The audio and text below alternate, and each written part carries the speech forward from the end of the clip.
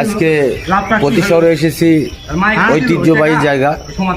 আমাদের রবীন্দ্রনাথ ঠাকুরের কুঠিবাড়ি আছে এখানে।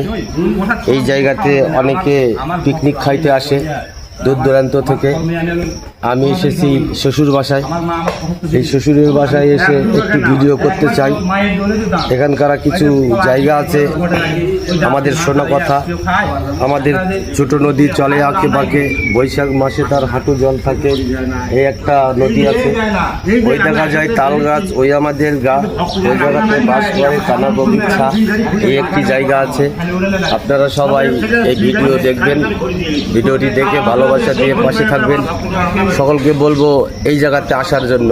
আর যারাই আসবেন এখানকার প্রতিষ্ঠানের জন্য কিছু গিফট করে যাবেন। এই জায়গার লোকজন যেন আরো সুন্দর সুন্দর জিনিস তৈরি করে আপনাদের মাঝে দেখাতে পারে। সকলকে আমার ভালোবাসা রইল এবং বাই বাই, টাটা।